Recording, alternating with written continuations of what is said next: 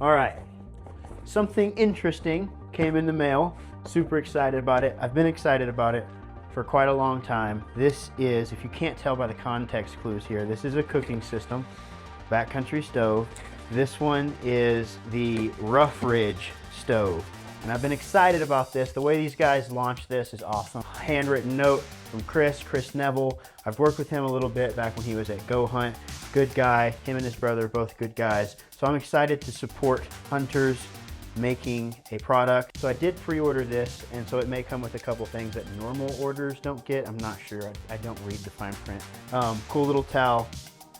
Those guys have a real eye for that old school kind of nostalgic artwork, graphic design, love that. A couple of custom fuel canisters. Fuel for backcountry hunters. Not every can says that.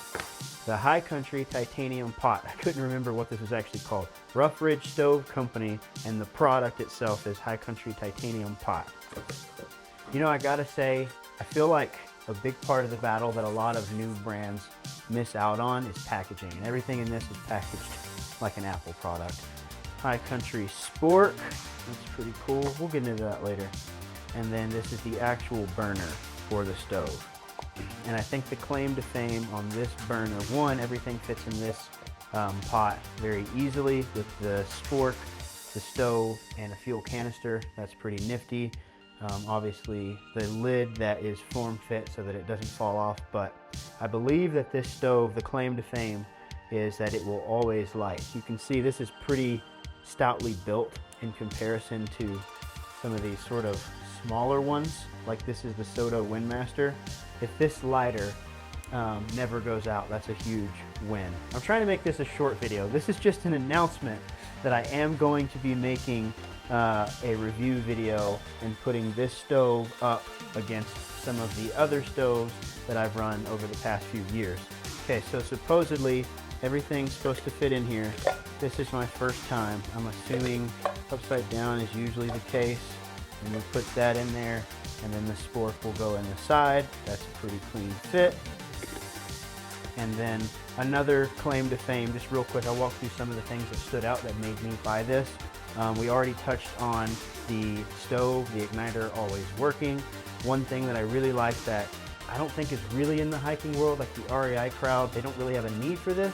I think maybe it's shifting that way. More and more people, hunting or not hunting, are extending their camping trips into the winter and using a hot tent stove. I see that more and more. They're so lightweight. Awesome lightweight titanium stuff just lets you stay out longer. So they have made this wind guard that comes off. So now you've got a flat top, or sorry, flat bottom. You set directly onto a wood burning stove, which is similar to what I did with this Toaks, and that's why I liked it. I would take it winter camping to melt snow, just conserve fuel, all that good stuff. So anyways, there is a lot going on with this stove, but I think the main things are, one, the lightweight nature, the perfectly fit lid that is, I mean, I've seen them doing this like the Dairy Queen when they flip up the Blizzard. That's pretty tight on there. And then it's got this dimpled lip for easy pour, pretty nice ergonomic handle, and everything fits inside in a nice, easy package. Removable wind guard, stove that the lighter doesn't go out. We'll have to test that through this season. So that's basically it, the Rough Ridge stove. I just wanted to do a quick unboxing to say that I will be stacking this stove up against some of the top competitors right now. Some of my old systems, like the Minimo, is solid and very fuel efficient, but it is pretty clunky and heavy, so I've moved away from it. My system right now, and this on the table, I've given away a lot to friends and family that I don't want 18 stoves. It's already like an obsession to have this many stoves. But my current backcountry system that I've kind of dialed in is this Soto Windmaster burner, the Jetboil stash pot, and a Toaks titanium lid that fits this pot.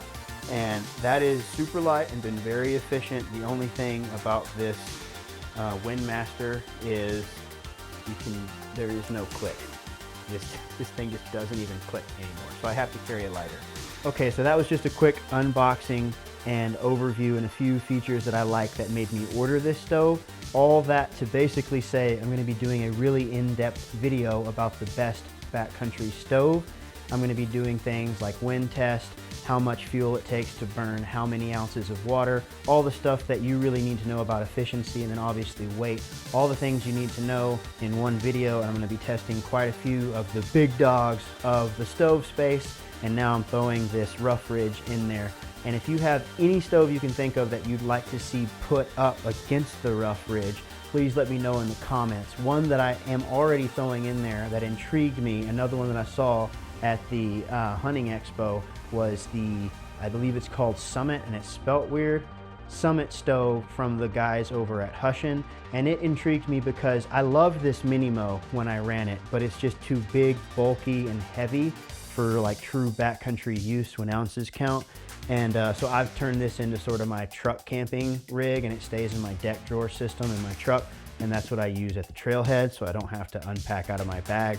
But anyways, the Summit intrigues me because I think it's a lighter, more sleek profile of the Minimo and could be just as efficient from what I saw. So I will be testing that one out. If you've got any other stoves that you'd like me to throw in the mix, if it seems cool, I'm a sucker, I'm probably gonna buy it. As you can see, I got a ton of stoves just sitting here. So follow along so you don't miss the release of this video. This guy getting put through the paces against all these other stoves. Your chance to win a free stove, just because I can't keep accumulating these stoves. And just to see what the true best backcountry cook stove is in 2026 and which one will fit your style the best. Also, sorry about the lighting. This is just the sun. The sun's going down, so it's fluctuating quite a bit. I'm trying to build out a studio backdrop, and I ripped all these boards from 2x4s and then stained them, and Brad nailed them up here. So probably look different when the video is released. That has nothing to do with anything. If you're still watching, go ahead and scroll. I'm done talking. I'm just rambling.